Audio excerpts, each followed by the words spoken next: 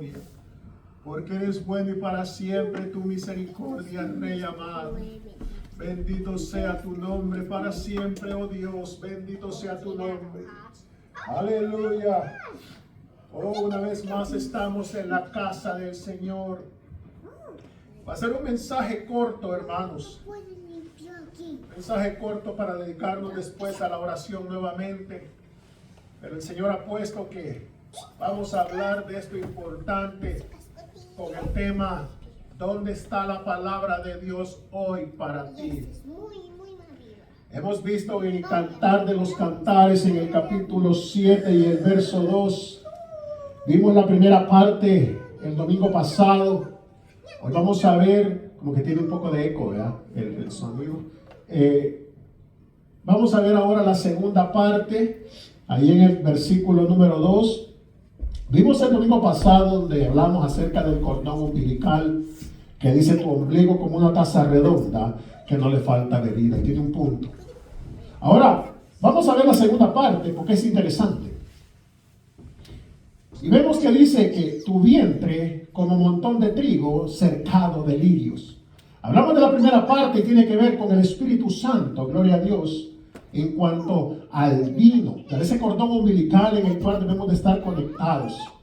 Y en esta segunda parte nos está hablando acerca de que el vientre como montón de trigo cercado de lirios. No quiero entrar a la explicación literal, porque acuérdese que Cantar de los Cantares, por eso dice el libro de esa forma, porque es un cantar de varios cantares. Según se dice, de que en Primera de Reyes 4:32 dice la Sagrada Escritura que Salomón escribió 3000 proverbios y 1005 cantares. Entonces quiere decirse, si tenemos piezas literarias, no son todas las que están escritas, pero esta por eso se llama cantar, que es un singular de cantares, de varios. Entonces, noten que este es un ejemplo maravilloso, debe ser un ejemplo este libro para aquellos jóvenes que quieren contraer matrimonio, porque es realmente una dirección perfecta en cuanto a la relación que debe de haber dentro del matrimonio. Creo que todos deberíamos de estudiar este libro, porque muchas veces nosotros fallamos como pareja.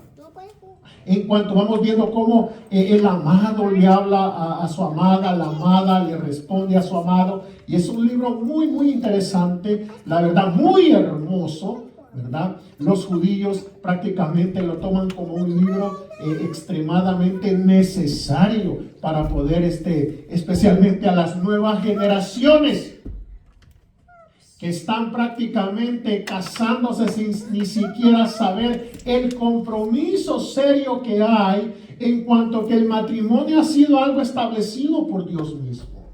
La santidad dentro del matrimonio, la pureza dentro del matrimonio, la fidelidad dentro del matrimonio. Encontramos aquí en esta hermosa piezas literarias. Acuérdense que estos son cantos. Estos no serán leídos como los leemos nosotros, sino que eran cantados. Eran cantos, ¿verdad? Que el amado a su amada y la amada al amado, ¿verdad? Entonces, muy interesante. Pero estamos hablando del verso aquí que dice tu vientre como montón de trigo cercado de lirios. La palabra vientre, que es la palabra hebrea betén, pero más específicamente se está refiriendo no solamente al vientre externo, sino al útero, ¿verdad? O la matriz de la mujer, que también tiene una palabra hebrea muy interesante, que es la palabra rehem, que es la raíz de esta palabra, se relaciona con la misericordia, ¿verdad? Lo que hay un vínculo entre la protección maternal y la piedad divina. Mire qué interesante va esto. Entonces, esta palabra se usa tanto para la gestación, literalmente, pero también figurativamente, para demostrar la misericordia y las emociones internas.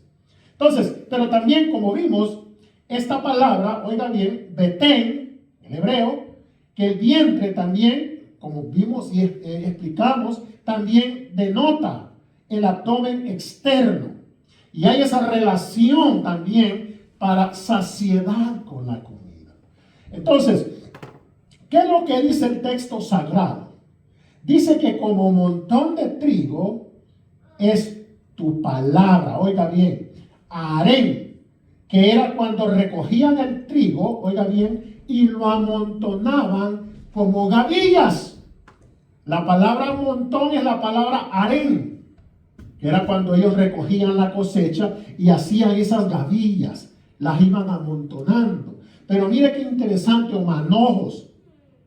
Y dice, lo interesante es que esas gavillas o ese montón de trigo, ellos la cercaban con lirios. Veamos qué dice, oiga bien, que dice que el vientre, y dice, ¿cómo? Tu vientre, ¿cómo? Un montón de trigo. El trigo, o el pan ordinario de los hebreos, lo hacían de esta flor de harina de trigo, aunque también se comía el grano tostado, pero también se comían las espigas frescas trituradas. Ahora, cuando el Señor Jesús aún habla del trigo, Él está utilizando esto como una representación de los hijos del reino. Y también habla del fruto de esa buena semilla que Él estaba sembrando en la tierra. Y eso lo leemos en Mateo capítulo 13, nos lo vamos a poner ahora, del verso 25 al 30, porque quiero avanzar. Mire, el trigo es la base para hacer el pan. Y el pan es un tipo de la palabra de Dios. Ahora, cuando leemos en Isaías, vamos a buscar Isaías, capítulo 46, Isaías 46, vamos a leer dos versículos, si es que en el camino no leemos más, pero quiero ver estos dos versículos, el versículo 3 y el versículo 4 de Isaías 46. Quiero que veamos cómo de manera sorprendente, Dios emplea esta imagen maternal para describir su relación con Israel. Mire cómo se dirige a ellos. Y le dice, oídme. Esto está en imperativo, poner mucha atención. Y dice, oh casa de Jacob y todo el resto de la casa de Israel, los que soy traídos por mí, ¿desde cuándo? Dice, desde el vientre. Los que soy llevados desde la matriz. Oiga, qué interesante la forma en que Dios le está hablando a su pueblo Israel. Miren el verso 4 lo que dice. Dice, y hasta la vejez yo mismo y hasta las canas os soportaré. Yo hice, yo llevaré, yo soportaré y guardaré. Vuelvo y repito, mire esa relación sorprendente, esa forma que el Señor emplea esta imagen maternal para describir esa relación. ¿Cómo está presentando Dios? Se presenta como un padre o como madre que nutre, cargando a Israel desde la creación hasta la salvación. Oh, gloria a Dios. Entonces, y es de la misma forma parecida, en que una madre lleva a su hijo en el vientre y más allá. Ahora, ¿por qué? Porque aquí el Señor está cumpliendo su palabra, está cumpliendo sus promesas. Bueno es el Señor, gloria a Dios. Veamos otra cosa, que en Isaías capítulo 6, el verso 4 al verso 8, vemos que el Señor, como ese diseñador, como ese maestro de nuestras vidas, Él es el alfarero que forma y le da diseño a ese propósito. Todos hemos sido formados por su mano. Miren lo que dice Isaías 6, del 4 al 8. Vamos a leer donde dice, y los quiciales de las puertas se estremecieron con la voz del que clamaba y la casa se llenó de humo. Verso 5. Entonces dije, ay de mí que soy muerto, porque siendo hombre inmundo de labios y habitando en medio de pueblo que tiene labios inmundos, han visto mis ojos al Rey, al Señor de los ejércitos. Y voló hacia mí uno de los serafines teniendo en su mano un carbón encendido tomado del altar con unas tenazas. Y tocando él sobre mi boca, dijo, he aquí, esto toco tus labios, y es quitada tu culpa, y limpio tu pecado. ¿Qué dice el verso 8? Después oí la voz que decía, ¿a quién enviaré y quién irá por nosotros? Entonces respondí yo, heme aquí, envíame a mí. Note usted cómo el Señor Jesucristo, o el Señor de los ejércitos, hace ese llamado al profeta. Desde el principio nos damos cuenta, si leemos todo el libro, cómo el Señor, el maestro diseñador, nos va formando, nos va llevando por ese diseño a través de tener un propósito con nosotros. Aquí el Señor llama, le hace ese llamado a Isaías. Isaías tiene esa visión y mire cómo lo prepara. De la misma manera, Dios nos prepara a nosotros para ese propósito. Es que Dios nos conocía íntimamente antes de formarnos en el vientre. Hay personas que dicen, gracias a Dios, yo conocí del Señor. No, mire, el Señor dice que ya tenía preparado todo esto para nosotros. Si nosotros no nos damos cuenta de esto, hermanos, es mejor que nos pongamos en oración. ¿Por qué? Mire lo que dice, cómo nos eligió. No nos elige, nos eligió de antemano el Señor Jesucristo. En 2 de Timoteo, capítulo 1, verso 8 y 10.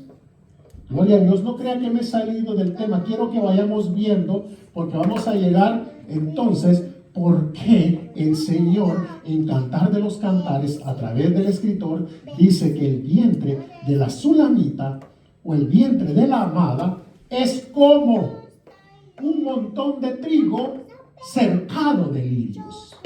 Y vimos que el vientre ocupa una función especial, ¿verdad? En cuanto a crear vida. Y luego el trigo es el pan, la palabra de Dios, ¿verdad? Y vamos a ver los lirios. ¿Por qué está cercado de lirios? Entonces, cuando vemos nosotros lo bienaventurado que somos, por eso es que nosotros, esté quien esté, o quiera quien quiera, nosotros tenemos esa responsabilidad y ese compromiso de seguir avanzando, de seguir caminando, de seguir adorando, de seguir exaltando el nombre de nuestro Señor Jesucristo. Eso es todo lo que tenemos que hacer. ¿Por qué? Mire que el Señor ya nos escogió, ya nos eligió para esto. Cuando leemos en 2 de Timoteo 1:8, le dije, mire lo que le dice el apóstol Pablo a Timoteo. Por tanto, no te avergüences de dar testimonio de nuestro Señor, ni de mí, le dice Pablo.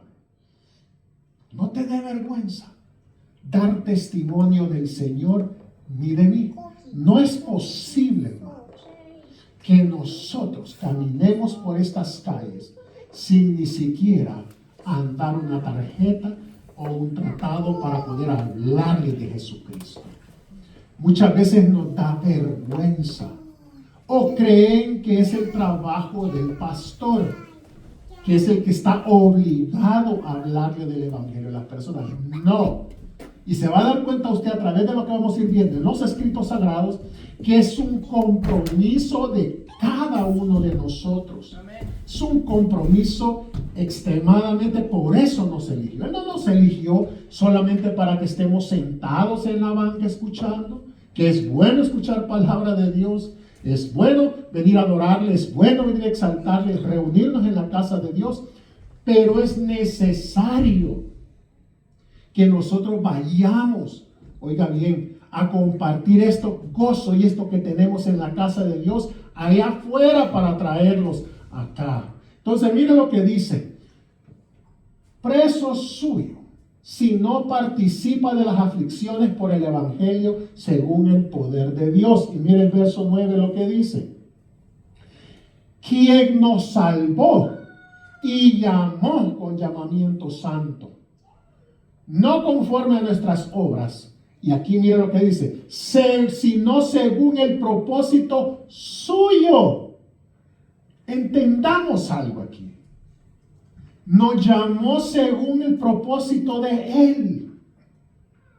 ¿Cuál es el propósito del Señor Jesucristo? Si nosotros leemos cuidadosamente la vida del Señor Jesucristo a través de los 4 evangelios, nos vamos a dar cuenta cuál era el propósito.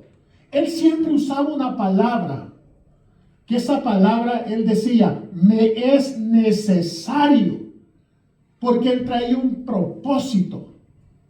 Entonces, cuando dice la Escritura que fuimos llamados, nos salvó primeramente, ¿ok? Ya nos salvó, pero nos ha hecho un llamamiento, y no es cualquier llamamiento. Dice que es un llamamiento santo. Oiga, y dice, no conforme a nuestras obras, creyendo que porque yo me lo merezco o por los méritos que yo pude haber hecho. No, sino que fue el propósito suyo y la gracia que nos fue dada en Cristo Jesús. ¿Cuándo? Antes de los tiempos de los siglos. Antes de los tiempos de los siglos. El testimonio de nuestro Señor es importante. Dar ese testimonio. La causa de los siervos del Señor es la causa de Dios mismo. Ese debe ser nuestro sentir. En la causa del Señor, el propósito del Señor debe ser nuestra causa, nuestro propósito también. Y cuando dice desde antes de los tiempos de los siglos, es que las edades eternas de las cuales no se contempla fin. Mire qué hermoso esto. Mire, vamos a ver, ¿hasta ahí llegamos? ¿O nos falta un versículo? Nos falta un versículo, hasta el 10. Vamos a leer este verso 10.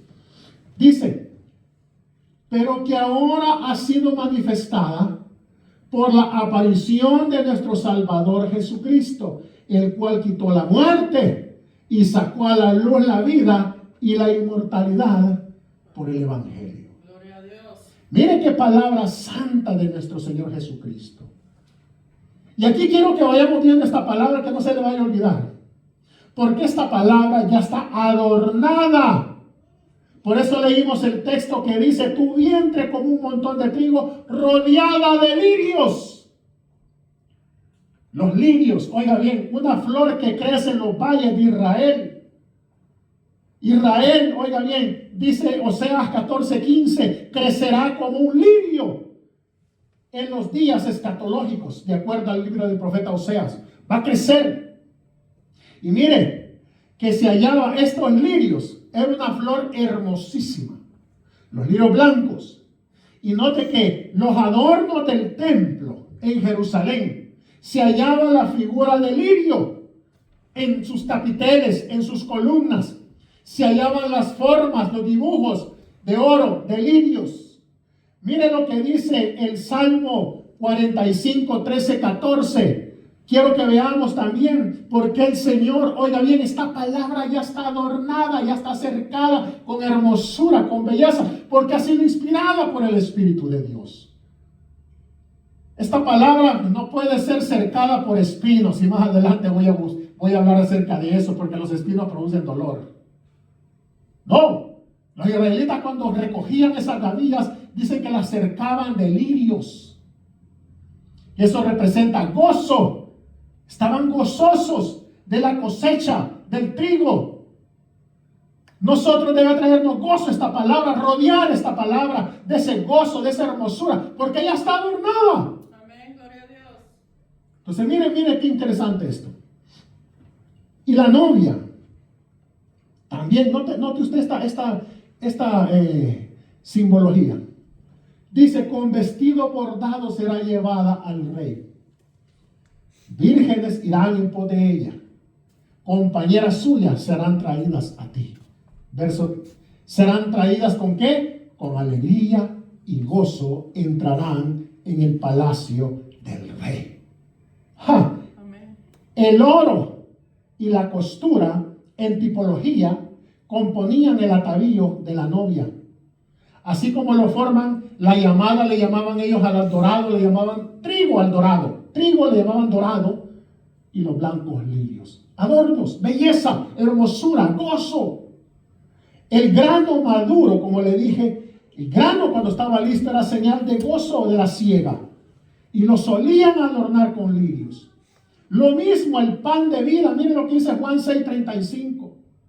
Ese pan de vida no rodeado de espinos, sino confirmada por el Espíritu Santo. Juan 6:35 les dijo, porque él les hablaba acerca del pan. Les dijo, miren, la verdad que los padres ahí en el desierto comieron el pan, el maná caído del cielo.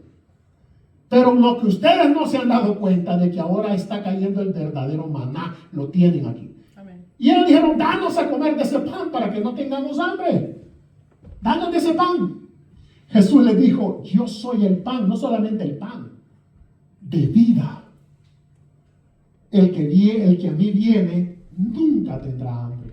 Y el que en mí cree no tendrá sed jamás. Oiga, qué hermosura esto.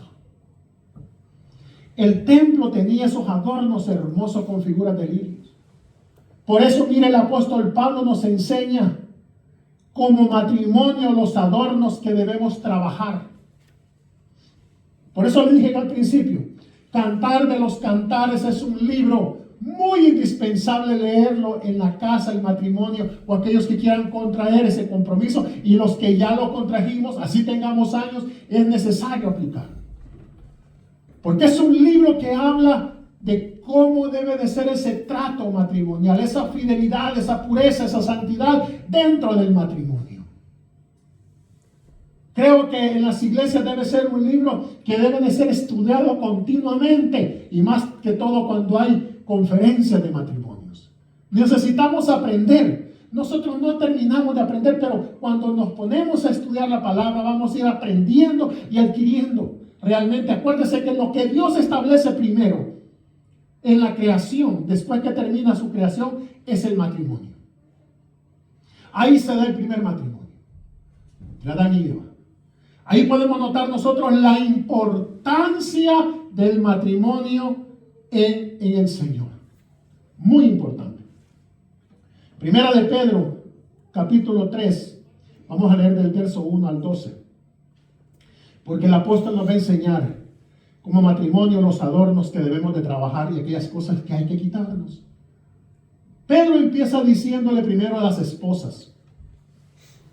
Y les dice, asimismo vosotras mujeres, están sujetas a vuestros maridos. Bueno, yo no sé si le dice está entrando el movimiento feminista, porque está muy fuerte eso. Ahora yo he escuchado, hermanos, palabras, no sé en qué, perdonen mi ignorancia, hermanos, no sé en qué sentido lo dirán, pero hay una palabra que usan ahora hermanas, que le llaman ponderadas, algo así es. Apoderadas, perdón, gracias. Apoderadas. Yo, sinceramente, ese término lo he escuchado en el movimiento feminista, allá que andan en la calle con unos pañuelitos verdes, defendiendo la feminidad, el movimiento feminista, porque dicen que están cansadas del patriarcado, del macho. Están cansadas. Entonces dice, somos apoderadas, somos poderadas nosotros. Eso quiere decir que no hay poder que nosotros podamos sujetarnos porque nosotros lo tenemos el toro por los cuernos. No sé si estaré equivocado, usted me puede poner ahí un mensaje ahí abajo, pero yo así lo entiendo. Entonces, la voluntad de Dios no dice que sean esclavas, no está diciendo eso tampoco, para no confundirnos, porque ni en el griego original dice palabras esclavas o sirvientas o que no valen nada, no está diciendo eso el texto. ¿Sabe usted que la mujer, la esposa dentro del hogar, dentro del ministerio, en la iglesia, ocupa un papel muy especial y son las que menos mérito llevan? Pero ocupan un papel muy especial, sin tener que llegar a lo que ahora en día se están haciéndole creer a ellas. Porque lo que les están enseñando a ellas con esas palabras poderadas es que su marido no la manda a usted, o usted no está bajo la sujeción de su esposo. O sea, y si la mujer no está bajo la sujeción del marido, entonces mucho menos se va a poder sujetar al Señor. No va a poder. Yo me sujeto al Señor, pero no a mi marido. Está mal. Porque el Señor ha dejado orden. Dios es un Dios de orden, no es de confusión. Y aquí dice, mujeres están sujetas a vuestros maridos. Para que también, oiga bien por qué tienen que estar sujetas a su marido. Vuelvo y repito, hermanos, no es que usted es una sirvienta o una esclava. No, es una ayuda idónea. Porque así dijo el Señor. ¿Para qué dice? Para que también los que no creen a la palabra, los incrédulos, sean ganados sin palabras por la conducta de sus esposas. Note usted la importancia, un tipo de evangelismo. Por eso es que yo le dije el domingo pasado, lo que nosotros hacemos habla más que lo que decimos. Yo puedo hablar hermoso del Señor y que Dios me habla y que Dios trata conmigo, perfecto. Pero la Escritura dice que las almas que no creen van a ser ganadas por la conducta de las esposas, por lo que ellos reflejan. Veamos el verso 2. Considerando vuestra conducta casta y respetuosa. Muy importante. Verso 3. Vuestro atavío, oiga bien, el adorno, miren, los lirios, los adornos de los que habla Cantar de los Cantares, por eso le dije yo, no hablándolos literalmente, como Salomón hablándole a la Sulamita y Sulamita respondiéndole a Salomón, sino que ahora Cristo con su iglesia, los adornos que él está diciendo, miren, sus adornos no sean el externo de peinados ostentosos, de adornos de oro o de vestidos lujosos. No, esos adornos son vanidad. Eso es pasajero. Esos adornos no. Y dice el verso 4, sino el interno, el del corazón. Eso no significa, oiga bien, que la mujer y el hombre de Dios no se va a vestir, ¿verdad?, de acuerdo a un cristiano de verdad. Cuando un cristiano de verdad usa ropa modesta, propia, que se identifica a usted de los demás. Y esa era la diferencia entre que usted veía la diferencia entre un judío y un pueblo pagano. También la vestimenta era parte, lo distinguían a ellos. Es importante que nosotros también nos vistamos de una forma modesta, prudente, ¿verdad? Que no transmitamos realmente lo que realmente el pueblo pecador hace, no, sino realmente como dignos, realmente servidores de Jesucristo. Pero dice también del interno, en el corazón, pero de verdad en el corazón. Y usa la palabra en el incorruptible. En el incorruptible. Algo que no se corrompe. Algo que no está sucio. Y dice ornato o adorno de un espíritu que afable y apacible, que es de grande estima delante de Dios. Note cómo nos va dando esas pausas. Verso 5. Ahora bien, porque así también se ataviaban en otro tiempo aquellas santas mujeres que esperaban en Dios, estando como. ¿Cómo esperaban en Dios estas mujeres? Estando sujetas a sus maridos, que es un tipo de que de esa misma forma nosotros, como la novia del novio, estamos sujetos a él, esperando su venida. Mire que como el escritor aquí, el apóstol Pedro, dice, miren, aquellas santas, y note lo que dice, cómo las pone. En otro tiempo, aquellas santas, no solo dicen mujeres, dice santas mujeres de Dios. Esperaban, oiga bien, en Dios, estando sujetas a sus maridos. Y es lo mismo que la iglesia hace ahora, en esa santidad. La iglesia está sujeta a Jesucristo esperando su venida. Entonces miren lo que dice el verso 6. como Sara obedecía a Abraham, llamándole Señor. Ahora, ¿cómo está la iglesia ahora?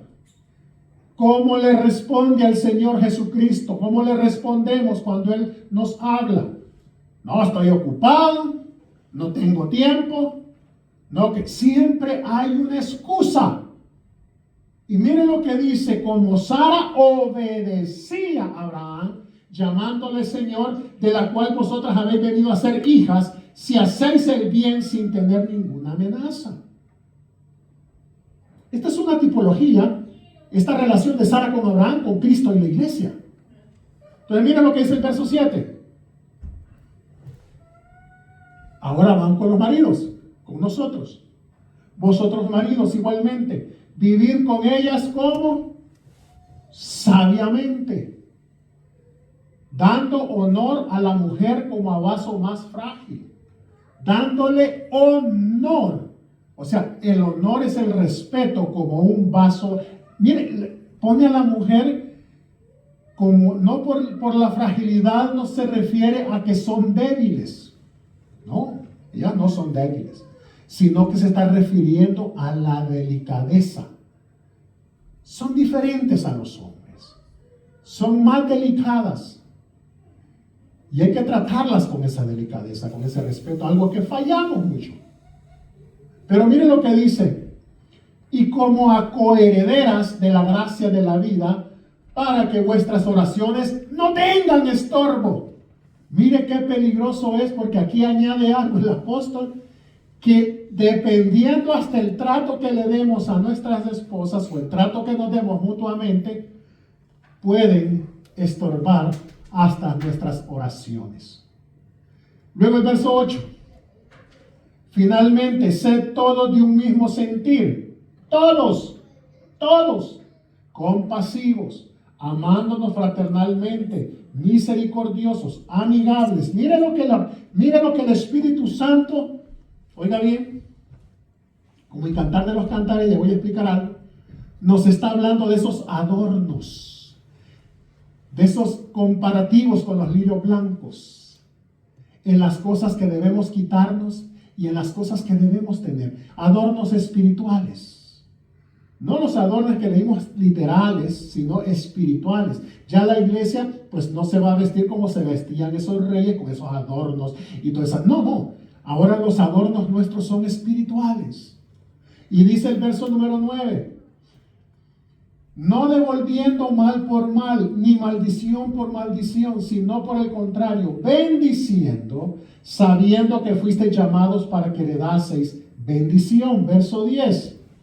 Y vamos a llegar creo que vamos a llegar al verso 12, pero dice, porque el que quiere amar la vida y ver días buenos, refrene su lengua de mal y sus labios no hablen engaño. Vamos a llegar hasta ahí. Mire, el Señor Jesús está aludiendo a la belleza. Cuando leemos Mateo 6:28, ahí esta parte me gusta, póngalo, me gusta el 6:28. ¿Por qué? Porque cuando el Señor alude a la belleza, pero también a la despreocupación de los lirios, anima a los oyentes a no preocuparse por la ropa. Pero hay algo que me llama la atención, cuando Él está hablando del afán y la ansiedad, hablando de los lirios. Y hablando de la palabra, porque la palabra es el trigo y tenemos que rodearla, adornarla. Está adornada con esos lirios. Una flor hermosa. Ahora nosotros tenemos la palabra. Tenemos la palabra que hace, nos sustenta el vientre, el espíritu. Nos llena, nos sacia. Y esta palabra está adornada. No con lirios blancos, pero con el Espíritu Santo, con los dones espirituales que respaldan. Y eso nos da gozo, porque un fruto del Espíritu es el gozo. Así como ellos se gozaban cuando ponían esos manojos de trigo cercados, los cercaban con lirios, eso representaba gozo por la cosecha. Y es lo mismo que tenemos que tener nosotros, porque tenemos la palabra, el trigo. Está cercada de bendición, está cercada de hermosura, de belleza la palabra, porque ha sido inspirada por el Espíritu Santo. Y el Señor hace esta analogía y dice, y por el vestido. ¿por qué os afanáis? Y él dice, considerad. En la otra versión dice, mirad. Yo me imagino que el Señor andaba caminando por esos valles con sus discípulos. Y hablándoles del afán, les dijo, miren esos lirios del campo. ¿Cómo crecen? Nadie los hace crecer. Es la misma naturaleza lo que Dios hace. No trabajan, no hilan. Dice el verso 29. Pero os digo que ni aun Salomón con toda su gloria se vistió como uno de ellos. Ahora, no es que los lirios cada una vez al año salían, crecían y luego se secaban y eran cortados. Pero lo que nos da a entender a nosotros esto, y compara a Salomón, que ni aún él se vistió, y conociendo la gloria con que Salomón vivía, se vestía, nada es igual, ¿verdad? Nada es lo mismo entre lo que el hombre produce o hace y lo que Dios hace y produce. No es lo mismo. Y eso es lo que el Señor está diciendo. Bueno, una cosa es lo que el hombre hace, pero otra cosa es lo que Dios hace. Entonces Dios hace esa comparación. Pero no es que los lirios no siempre, no, ellos tienen un proceso. Una vez al año salían, crecían y ya morían. Pero lo que realmente el Señor les está mostrando a ellos es, miren lo que el hombre hace y miren la belleza de lo que Dios hace. Dios se preocupa por eso. ¿Acaso no se va a preocupar por nosotros? Claro que sí. Claro que sí. Se va a preocupar por nosotros. Tenemos que tener mucho cuidado de no rodear la palabra de Dios con espinos, porque los espinos es señal de dolor, mientras que los lirios blancos es señal de gozo. Romanos 10:8, el apóstol Pablo le habla, oiga bien, y es algo que quiero que nos enfoquemos aquí en Romanos 10:8. Pablo, cuando leemos desde el verso 9, está hablando acerca de su preocupación por Israel. En cuanto al mensaje, en cuanto a la palabra, al reconocimiento. Y él le habla a la iglesia no como algo, como un plan salvífico, que muchas veces tomamos esta escritura o la toman para poder ofrecerle un plan de salvación a las personas. Y por eso es importante el trigo, la palabra. Pero la palabra bien usada. Mire que Pablo está sintiendo esa carga por los judíos. Y cuando nosotros leemos en Isaías 43:10, no lo ponga, Isaías 43:10. El Señor dice, vosotros sois mis testigos, dice el Señor, y mi siervo que yo escogí. Y hay 3 pasos importantes donde dice, para que me conozcáis, número 1, y creáis, 2, y entendáis, 3, que yo mismo soy. Antes de mí no fue formado Dios, ni lo será después de mí. Yo el Señor, y fuera de mí no hay quien salve. Pablo está sintiendo la carga cuando le escribe esta carta a los romanos, porque también los romanos estaban ahí en Roma, los judíos, estaban en Roma, tenían sus sinagogas. Pablo siente la carga por ellos. Y él dice que es su oración por los judíos en cuanto a que conozcan la fe, no las obras de la ley, sino por medio justificado por medio de la fe en Cristo Jesús. Y note usted lo que dice aquí. Pablo les dice, ¿mas qué dice? Cerca de ti está la palabra. En tu boca, para que la confieses. Y en tu corazón, esta es la palabra de fe que predicamos. Aquí no hay ningún plan de salvación.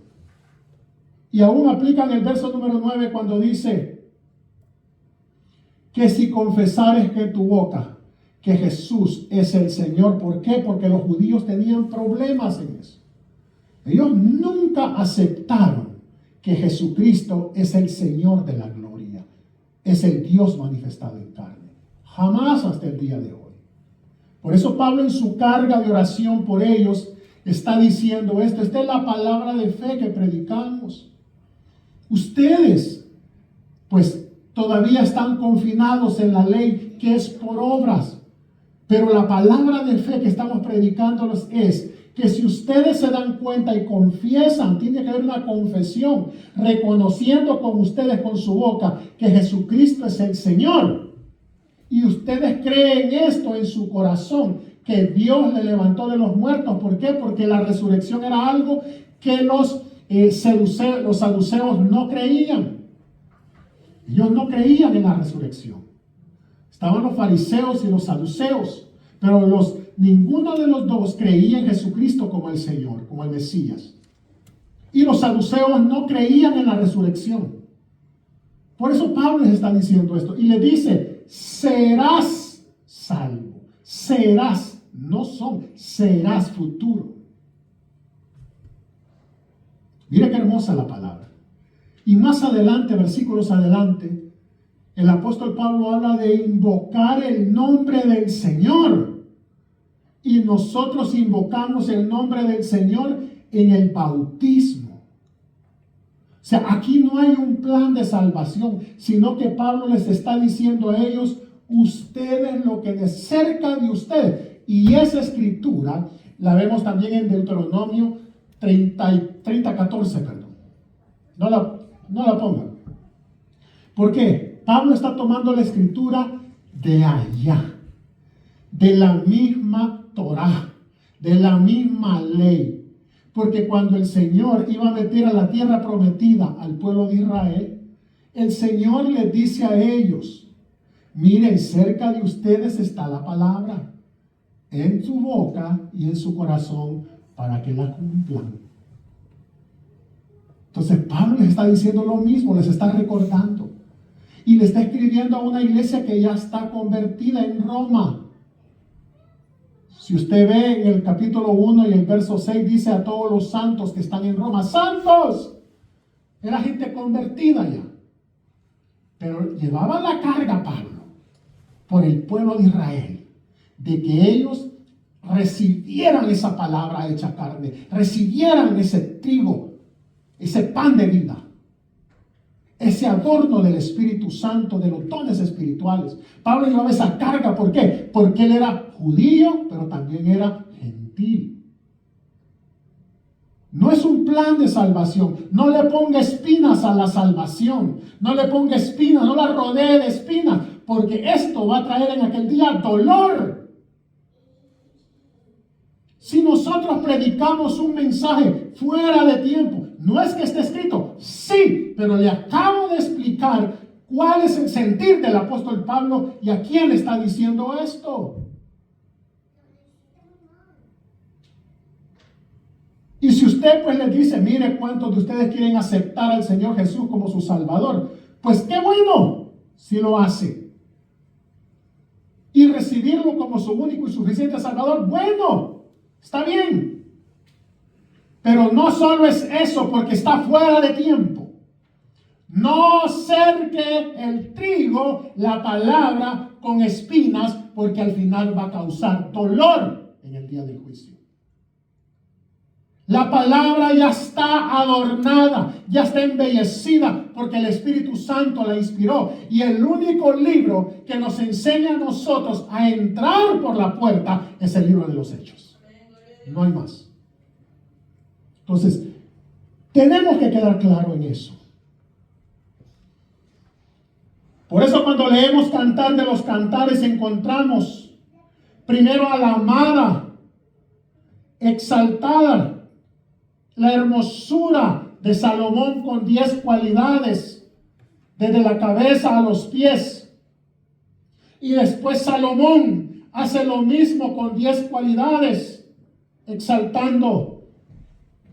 Y a pesar de las aflicciones del matrimonio, se ve todavía cuando leemos este libro que su amor todavía es tan completo. mientras ella toma de la naturaleza la mayor parte de la descripción de su amado. Salomón toma de la vida, de la ciudad y cosas hechas por el hombre. El rey ahí está haciendo énfasis en lo físico, igual que la amada cuando le responde. Pero Dios incluye en su palabra que la tensión física entre un hombre y una mujer le agrada a Dios. Eso es la voluntad de Dios. Dos géneros nomás, hombre y mujer. Usted no va a ver en el Cantar de los Cantares que hay alguien en medio que no se ha decidido qué es. No hay una X, ni una Z, ni una Y, como clasifican hoy en día. Hombre y mujer, el amado y la amada. Porque esa es la voluntad de Dios. Que hay Dios puso esa belleza, tanto en el hombre como en la mujer, esa atracción. Que son dos géneros opuestos. Pero que cuando contraen matrimonio dice que vienen a ser una sola carne. Que la belleza es un don de Dios. Pero los dones espirituales son mucho más valiosos y duraderos. No quiere adornar la palabra de Dios, rodearla de espinas. No, ya la palabra está embellecida, está cercada de lirios blancos, está inspirada por el Espíritu Santo, está llena de promesas, de cosas hermosas. No le quite ni le ponga. No saque textos fuera de contextos, sueltos, desalineados, para hacer creer que existe otra forma de salvación. No. La hermosura de la palabra ya nos enseña a nosotros en su orden. ¿Por qué cree que lleva? Noten ustedes, del Génesis hasta el Apocalipsis, lleva un orden perfecto, escatológico, progresivo en el plan y en el propósito de Dios para la humanidad.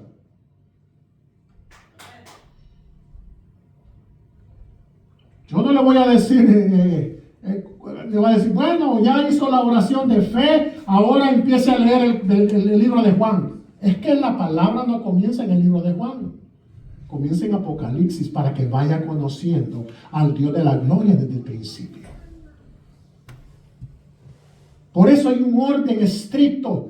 ¿Por qué cree que se puso en ese orden estricto? Porque hay un orden progresivo de Dios, aún en su manifestación, en su revelación. Desde el principio, Él se vino revelando progresivamente hasta que llegó el momento que lo conocimos hecho carne como Jesucristo. Amén. Ni el nombre, hasta el nombre, reveló progresivamente. No trate de cercar de espino la palabra. No saque textos sueltos haciendo una doctrina que no existe de salvación. Pablo le está hablando porque lleva esa carga a los judíos. Lea en el capítulo 9, el capítulo 10. Pablo está llevando esa carga y él dice: ¿cuánto peso, cuánta carga llevo yo por los israelitas? Porque no aceptaron al Señor, porque no creían en la resurrección. Por eso Pablo dice: esta es la palabra de fe que nosotros predicamos. Que si ustedes confiesan, creen que Jesucristo es el Mesías, el Señor, pero ustedes lo creen de corazón también, entonces van a ser salvos. Serán, no son, serán. Y luego Pablo explica más adelante acerca de la invocación del nombre en el bautismo. No trate de ponerle espinos a la palabra, de rodearla de espino, no. Ese trigo estaba adornado de lirio blanco, dice, que representa gozo. Y cuando nosotros predicamos este evangelio y la persona tiene la revelación, hay un gozo en la persona, porque sabe que sus pecados son perdonados. Amén, gloria a Dios. Oh, bendito Dios. Ya está adornada esa palabra, el Espíritu Santo la inspiró. Mira lo que dice 2 de Timoteo 3, verso 14. Mire la importancia de la palabra de Dios. Por eso debemos de tener mucho cuidado en la forma en que nosotros la predicamos. 2 de Timoteo 3:14, mire lo que dice. Y Pablo le da estas palabras a Timoteo. Y creo que estas palabras van a llegar a retumbar hasta nosotros. Y tiene que ser así. Porque Pablo usa, mira lo que como le empieza diciendo, pero persiste tú. Persistencia, persiste. No vamos a tener dobleces. No me voy a impresionar porque aquí hay 1, 2, 3 personas, 4, 5, o 6, 10, o 100, a las mega iglesias que son 1000, 2000. Claro que es hermoso tener una congregación así. Pero déjeme decirle algo. No vamos a dejar de persistir. Porque puedo tener 2000, 3000. Pero el Señor viene por cada quien que realmente vive para Él. Esto es personal. Ahora, Pablo le dice a Timoteo, persiste tú en lo que has aprendido y te persuadiste, sabiendo de quién has aprendido. Note, le está recordando la fuente de donde el Timoteo, el discípulo de Pablo, adquirió este conocimiento y esta verdad, esta palabra, este trigo cercado de lirios. Y Pablo le dice, ¿sabes qué? Tu abuela Loida y tu madre Eunice, desde que eras un niño pequeñito, ya te estaban instruyendo en la palabra. Claro, eran judías, ya había sido instruido en la ley del judaísmo. La abuela Loida y su madre Eunice. Y Pablo se incluye ahí porque dice, yo también, que te mostré el Evangelio. La revelación del Evangelio. Pablo nota bien la procedencia y persiste en eso. De donde nosotros realmente aprendemos esta palabra. Y el verso 15 dice, ¿por qué tienes que hacer esto? Y le dice, y que desde la niñez has sabido las sagradas escrituras. Desde la niñez. Padres, madres, enseñémosles esta palabra adornada para que sea gozo para ellos y no dolor después. Hay muchos padres y madres en este momento que están en la iglesia, otros que ya no están en la iglesia, que rodearon ese trigo, esa palabra poderosa de espinos. Y ahora hay dolor. ¿Por qué? Porque los hijos ya no están en la iglesia, no saben dónde están. Hay dolor. Todo el que se retira sufre dolor. Aunque me digan, no, yo estoy bien, yo aquí. Bueno, pero sabemos que en el fondo hay dolor. Porque una alma que no vive para Cristo sufre dolor. Es esto lo que nos tiene a nosotros parados de pie todavía. Es la misericordia, es su palabra, es este pan. Es esta hermosura, esta belleza, este adorno con que está esta palabra, el Espíritu Santo de Dios. Que le da la belleza, le da la confirmación a la palabra. Y dice, las cuales te pueden hacer sabio para la salvación por la fe que es en Cristo Jesús. Verso 16, con este cerramos. Ya vaya poniendo la música, ya con esto vamos a cerrar. Poderoso lo que nos está mostrando. Y dice, toda la escritura, no el texto suelto que agarran para hacer una doctrina. ¿Dónde está la palabra de Dios hoy para ti? ¿Dónde está? ¿De qué la vas a adornar ese pan? Esa palabra dice, está ahí cerca de ti. Está tocando a tu puerta. Eclesiastés habla de la boca como una puerta. ¿Dónde está? Está tocando tu corazón. Pero ¿dónde está? ¿Dónde la está hoy para ti esa palabra? No está lejos, está cerca. Y dice que toda la escritura es inspirada por Dios. Y tiene una utilidad. Y es para enseñar, número 1. Para redarguir, para convencer. Para corregir. Y para instruir en justicia. Todo esto tiene una finalidad. ¿Qué dice el otro verso? El que sigue. a fin de que el hombre de Dios, para llegar a ser un hombre de Dios, hay un proceso. No simplemente aceptar y creer a Jesús en su corazón y ya, no, hay un proceso. El reconocer a Jesucristo como el Señor de señores, el creerlo en el corazón es importante. Creer, confiar, tener fe para ser justificados por Él. Pero acordémonos que nos enseña la palabra misma, nos redarguye, nos convence, nos instruye, nos enseña que hay un proceso de salvación. ¿Tú crees que Jesucristo es el Señor, el Rey de la Gloria? Perfecto, gloria a Dios. ¿Tú crees que el Señor Jesucristo te puede dar salvación? Perfecto, gloria a Dios. Pero dijo el apóstol Pedro en Hechos 2:38 que había que arrepentirse y bautizarse en el nombre de Jesús para el perdón de los pecados y ser lleno con la promesa del Espíritu Santo.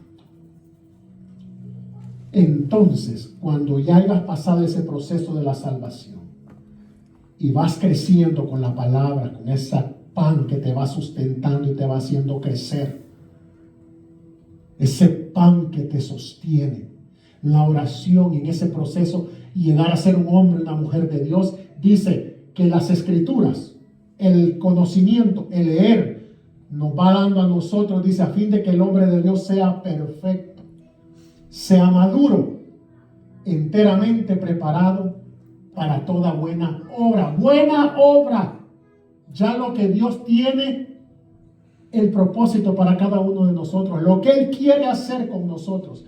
Por eso es que la palabra, el Espíritu Santo, el pan de vida, rodeado de esa hermosura, de esa belleza, de esas promesas, nos va haciendo crecer, porque el Señor lo que quiere es que crezcamos para que nosotros poder ser usados como Él quiere usarnos.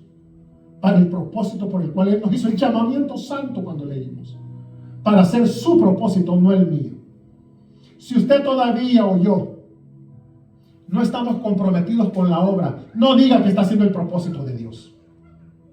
El domingo pasado dije yo que sí. Hay gente que me dice, si Dios quiere voy a la iglesia. Claro que Dios quiere. Ese es el propósito, que nos reunamos, que crezcamos y que llevemos esto a las calles. Si no hay una congregación, si no se congrega, difícilmente. No, pero es que yo lo puedo hacer en mi casa. En su casa tiene que tener su altar, su lugar de oración. Pero el propósito de Dios es reunirnos. Si no, entonces saquemos ese verso porque no nos sirve. No. Toda la escritura, dice, es inspirada. Y si toda es inspirada por Dios, hay que obedecer. Y ese es el propósito de Él. Si no, estimado amigo, amiga, hermana, hermano, estás fuera del propósito de Dios. Puedes creer en Dios, has sido bautizado, has recibido el Espíritu Santo, pero fuera del propósito de Dios, porque ya leímos ahí que será su propósito, no el mío, no el suyo. Usted y yo podemos tener nuestro propósito, pero Dios tiene un propósito y esa es la voluntad de Dios. No cerque este pan con espinos que le van a traer dolor. No trate de adornar la palabra de Dios, que la palabra ya está adornada por el Espíritu de Dios. Oh, tu vientre como un montón de trigo cercado de lirios. Pan especial que sustenta, que nutre, sacia nuestros vientres, nuestros corazones, nuestro espíritu, adornada con la belleza del Espíritu Santo. Gloria a Dios. Vamos a orar entonces.